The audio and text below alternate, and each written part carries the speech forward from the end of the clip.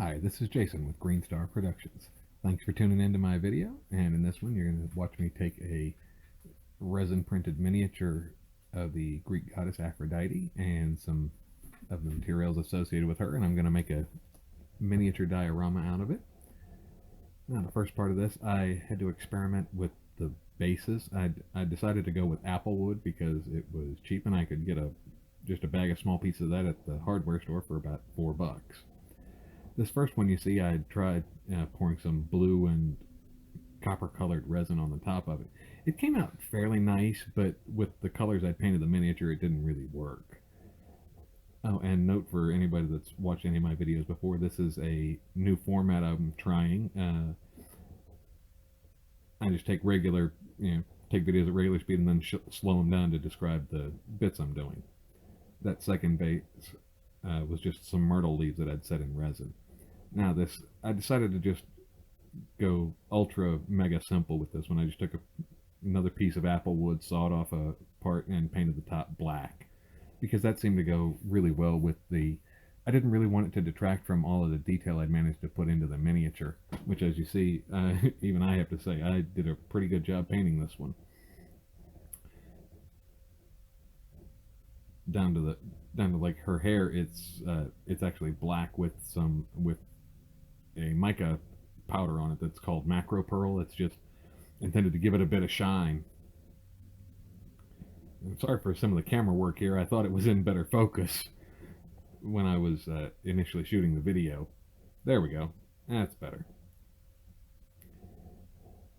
Now this is just one. This is a miniature from ClayCyanide that someone bought access to, and then they 3D printed them and sold them. I believe I got this one on eBay for about $15. There we go. Yeah, perfect.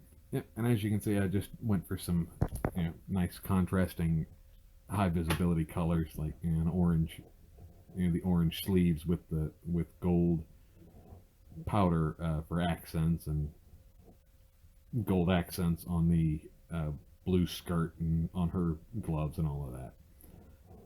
It's just real fun. Yeah. Okay, now this is how I make molds, because because of those sleeves, again, this is a pretty big piece, and I knew that from the start. So all I did was I just cut some plexiglass to fit around it in the shape that I wanted. In this case, a square, because as you'll see, my initial plan was to cut it into a pentagon shape, five-sided. So I knew I'd need something kind of large, so I made this box to go around it. Now the way I pour molds to just prevent, so I don't have to spend thousands and thousands of dollars on resin, is I pour them in 3 parts. Now the first one I do, as you see here, I've got it set up so that it's completely upright, and at this stage I pour the first real thin layer of resin. So less than an inch, less than half an inch really, just so I have a nice solid base to work from, and it holds the whatever I'm casting in place. This is just the method I found that works best for me. Now as you see in this, the mold itself is 4 inches by 4 inches by, I believe, let's see, I have to wait here until it turns, and I believe it is 4 by 4 by 5. So that told me I was going to need almost 100 cubic inches of resin. This is a really big piece, so it took a pretty good amount of resin. Now, without getting into all the calculations and all that, I knew this was going to take me almost a full, it's going to cost me about $40 in resin to cast. So this is what it looks like after and I did this in about 4 separate pours. Did that first vertical pour on the base, and then I turned it sideways and poured the rest. And as you see here, it came out, and of course I put it in the pressure pot every time, so I ended up with a nice clear cast. Alright, now here's where it gets fun and complicated, and once again I have to change direction in what I was doing. I had tried to carve it in a pentagon shape again, And I kept, of course I drew out a pentagon on this paper and then tried to align it so that I got her facing one of the flat sides. I didn't want her face pointed into one of the corners, so it was just going to distort the living daylights out of it. So as you see here, I've got it just sitting on this page, and I'm just fiddling with it, trying to get my alignment right. And I'm a couple of times, like you see here, I mark the top of the resin, trying to get the proper alignment.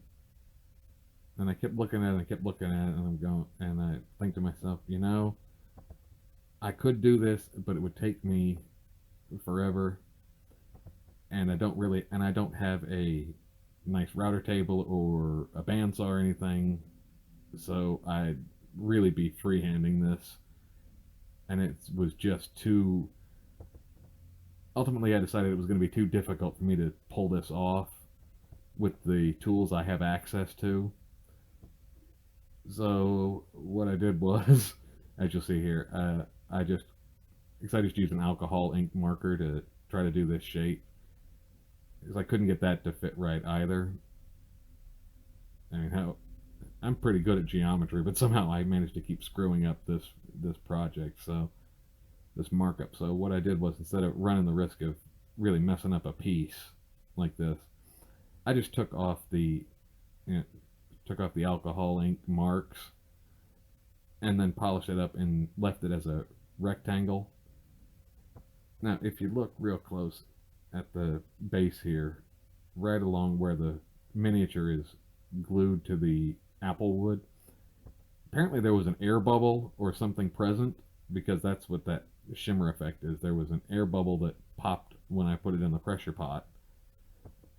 It did give a really wonderful effect here, so I am pleased with it. That's one of those happy accidents, as Bob Ross would call them.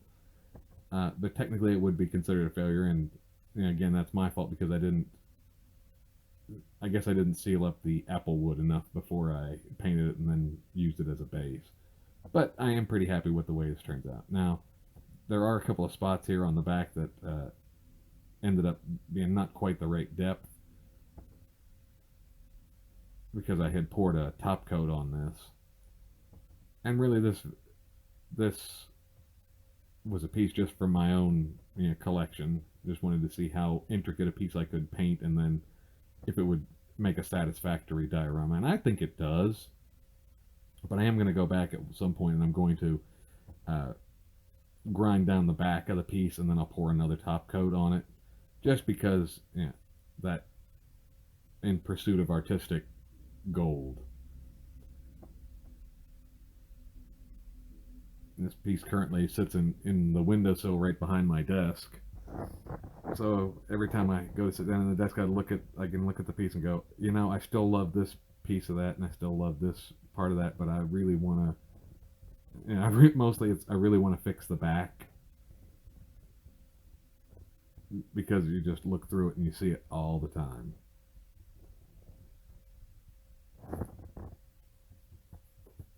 Okay, and here we go again. This is a couple of days later. I wasn't sure how the video quality had come out on the last one, so I had tried doing it again just to show just how many of the details are really visible through the resin, no matter how clear it is. I mean, there's still going to be some, if you don't do it right, there's still going to be some distortion.